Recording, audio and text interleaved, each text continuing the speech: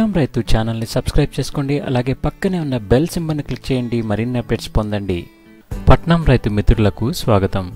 మన తోటను సాగు చేసుకుంటూ మన మనసులు బాగు చేసుకుందాం. ఒక చిన్న మంచి మాట, జీవితంలో ముడిపడి ఉండే ఈ మూడింటి గురించి తెలుసుకుందాం. వచ్చిపోయే మూడు: పేదరికం, వ్యాధి, డబ్బు. వచ్చినా వదిలి వెళ్ళని మూడు: కీర్తి, జ్ఞానం, విద్య. పోతే తిరిగి రానటువంటి మూడు: కాలం, యవ్వనం, పరువు. వెంట వచ్చే మూడు: పాపం, పుణ్యం, నీడ. కాబట్టి ఫ్రెండ్స్, వీటి ప్రాధాన్యత తెలుసుకొని మనం జీవించాలి. ఇక ఈరోజు వీడియోలోకి వెళ్ళబోయే ముందు, మనం ప్రీవియస్ వీడియోలో ఈ పువ్వులు ఏంటి అని అడిగిన ప్రశ్నకు దాదాపు అందరూ పొద్దుతిరుగుడు పువ్వులు, అలాగే సన్ఫ్లవర్ అని తెలిపారు.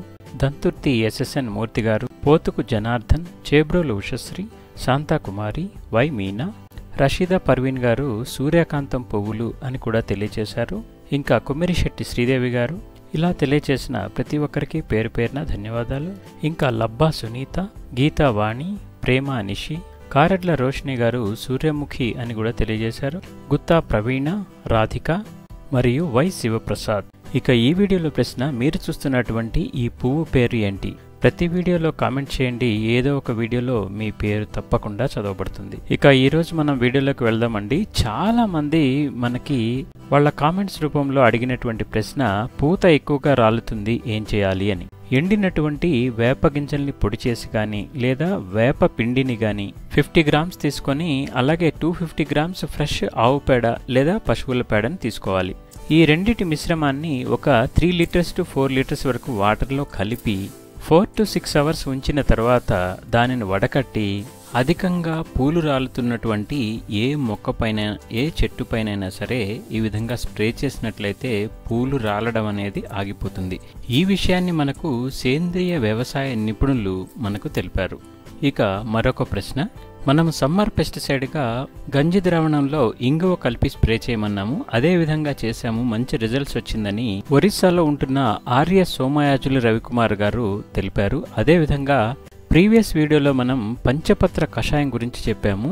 ఆ కషాయం అంటే ఏంటి, ఎలా తయారు చేస్తారు అని అడిగారు. పంచపత్ర కషాయం కోసం మనం ముఖ్యంగా 5 రకాల ఆకులను సేకరించాలి. వేపాకు, సీతాఫలం ఆకు, ఉమ్మెత్త ఆకు, అలాగే వావిలాకు, ఇంకా జిల్లేడు ఆకు.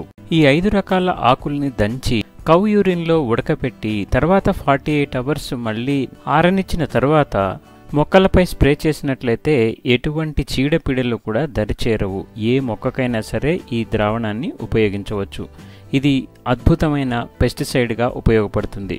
అన్ని రకాల చీడపీడలకు ఇది అద్భుతమైన పెస్టిసైడ్. ఇక అరుణారాజు గారు అడిగిన ప్రశ్న ఏంటంటే, వాళ్ళ ఇంటి పక్కన ఉన్నటువంటి ప్లేస్లో ఎంతో ఇంట్రెస్ట్తో సీడ్స్ వేసినప్పుడు మొలకలు రాగానే పందికొక్కులు వాటిని అంతా కూడా నాశనం చేసేస్తున్నాయి.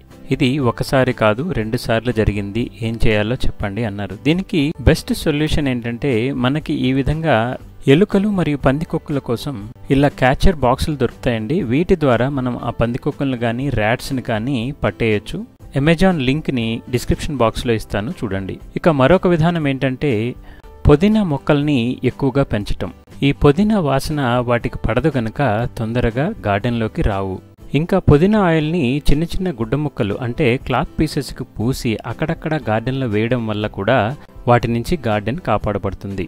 ఇక తర్వాత ప్రశ్న, 100 వరహాల మొక్క కొమ్మలతో మనం ప్రాపగేట్ చేసుకోవచ్చా? తోటపల్లి సమంతకమణి గారు ఈ ప్రశ్న అడిగారు. ఇక్కడ చూస్తున్నారు కదా, ఇది 100 వరహాల మొక్క. దీన్ని మనం ఒక పెద్ద చెట్టు నుండి ఒక కొమ్మని దీంట్లో ఈ విధంగా పెట్టి ప్రాపగేట్ చేసాం. ఇక్కడ చూస్తున్నారు కదా, ఇది చిట్టి 100 వరహాల ఎల్లో కలర్ మొక్క. ఈ రెండింటినీ కూడా మనము పెద్ద చెట్టు నుండి ఒక కొమ్మను వేరు చేసి వీటిని మనం ఈ విధంగా ప్రాపగేట్ చేసాం. ఇక్కడ చూడండి, ఇవే వాటి పెద్ద మొక్కలు. వీటి నుండే అవి మనం ప్రాపగేట్ చేసాం. మన గార్డెన్లో అన్ని మొక్కలు కూడా ప్రాపగేట్ చేసుకొని వాడడం వల్ల ఖర్చు కూడా తక్కువ అవుతుంది. పూల మొక్కల్లో దాదాపు 60 to 70% మనం కొమ్మలతోటి, ఇప్పుడు చూస్తున్నారు కదా, ఇవి కూడా మనం కొమ్మలతోటే ప్రాపగేట్ చేసుకున్నాం. ఇక తర్వాత ప్రశ్న, సంగీత స్వామి గారు అడుగుతున్నారు, నిమ్మ చెట్టుకు చాలా పిందెలు వచ్చాయి, కానీ చాలా రోజులు అవుతుంది, గ్రోత్ మాత్రం రావడం లేదు, ఏం చేయాలి? ఇక్కడ మనం ఒక విషయాన్ని గుర్తుపెట్టుకోవాలండి. పూత పిందె దశలో ఉన్నటువంటి ఏ మొక్కకైనా మిగతా మొక్కలతో పోల్చి చూస్తే రెట్టింపు పోషకాలను అందించాల్సి ఉంటుంది. కాబట్టి మన దగ్గర ఉన్న కిచెన్ కంపోస్ట్ కానీ, వెర్మీ కంపోస్ట్ కానీ, ఘనజీవామృతం కానీ లేదా మాగిన పశువుల ఎరువుని మొక్క చుట్టూ ఉన్న సాయిల్ కొంచెం లూజ్ చేసిన తర్వాత మనం ఇప్పుడు చెప్పుకున్న ఏ ఒక్కటైనా సరే దాని చుట్టూ వేయాల్సి ఉంటుంది. ఈ విధంగా మనం ప్రతి 20 రోజులకి ఇవ్వాలి. అలాగే సాయిల్ ఎండిపోకుండా నీటిని కూడా ఎప్పటికప్పుడు అందిస్తూ ఉండాలి. ఈ సమయంలో మనం కొంచెం ఎక్స్ట్రా కేర్ తీసుకోవాల్సిన అవసరం ఉంటుంది. ఇక తర్వాత ప్రశ్న శాఖమూరి పంకజ గారు అడిగారు. క్యారెట్ ఎలా నాటాలి, ఎలాంటి జాగ్రత్తలు తీసుకోవాలి, నేను విత్తనాలు వేస్తే మొలకెత్తలేదు అని అడిగారు. ఇప్పుడు చూస్తున్నారు కదా, ఇవే క్యారెట్ విత్తనాలు. ఈ క్యారెట్ విత్తనాల్ని మనం ఒక్కొక్క పాదుకు 2 చొప్పున ఒక పాదు నుంచి మరొక పాదుకి 5 to 6 ఇంచెస్ గ్యాప్ ఉండే విధంగా నాటుకోవాలి. అలాగే క్యారెట్ కోసం మనం పాటింగ్ మిక్స్ మాత్రం కొంచెం లూజ్గా ఉండేలా చూసుకోవాలి. ఈ క్యారెట్ గురించి మనం కంప్లీట్ వీడియో చేశామండి. ఆ వీడియో మీకు ఐకార్డ్లో డిస్ప్లే అవుతుంది, దాన్ని క్లిక్ చేసి మీరు చూడవచ్చు. ఇదండి ఈరోజు వీడియో. ఈ వీడియో కనుక మీకు నచ్చినట్లయితే లైక్ చేయండి, అలాగే మరింత మందికి చేరే విధంగా షేర్ చేయండి. మన ఛానల్ ఎవరైనా ఫస్ట్ టైం కనుక చూస్తున్నట్లయితే తప్పకుండా సబ్స్క్రైబ్ చేసుకోండి. అలాగే పక్కనే ఉన్న బెల్ సింబల్ మీద క్లిక్ చేసి మరిన్ని లేటెస్ట్ మిద్దె తోట అప్డేట్స్ని వెంటనే పొందండి. Thanks for watching. Happy gardening.